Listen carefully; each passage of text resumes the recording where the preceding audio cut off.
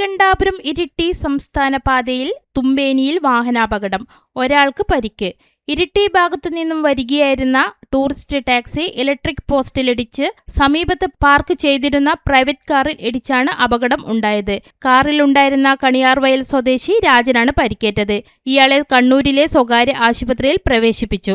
ഇന്ന് രാവിലെ 7 മണിയോടെയായിരുന്നു അപകടം. ഇലക്ട്രിക് പോസ്റ്റ് പൂർണ്ണമായും തകർന്ന് വൈദ്യുതി ബന്ധം വിച്ഛേദിക്കപ്പെട്ടു. സംസ്ഥാന പാതയിൽ ഈ സ്ഥലത്ത് തന്നെ അപകടങ്ങൾ നിത്യസംഭവമാണ്. അമിത വേഗതയിലാണ് വാഹനങ്ങൾ ഈ വഴി കടന്നു പോകുന്നത് എന്ന് നാട്ടുകാർ ആരോപിക്കുന്നു. ഇവിടെ വേഗത നിയന്ത്രിക്കാനുള്ള സിഗ്നൽ ബോർഡുകളെങ്കിലും സ്ഥാപിക്കണമെന്ന് നാട്ടുകാർ ആവശ്യപ്പെടുന്നു. ശ്രീകണ്ഠാപുരം ഇരിട്ടി സംസ്ഥാന പാതയിൽ ഇപ്പം 2 മാസത്തിനിടയ്ക്ക് 3ാമത്തെ അപകടമാണ് ഇത്. 2 പ്രാവശ്യം ഞാൻ തന്നെയാണ് കൊണ്ടുപോയത്. രാവിലെ 7 മണിക്കായിരുന്നു. ഇന്ന് രാവിലെ 7:10 ഉള്ള ഒരു അപകടമാണ്. കല്യാണവയലിലെ രാജമാഷക്ക് അപകടം പറ്റിയിട്ട് മിംസ് ഹോസ്പിറ്റലിൽ എത്തിച്ചിട്ടുണ്ട്. വാഹനങ്ങളുടെ അമിതമായിട്ടുള്ള ഒരു സ്പീഡാണ് ഇവിടെ കാണിക്കുന്നത് എപ്പോൾ.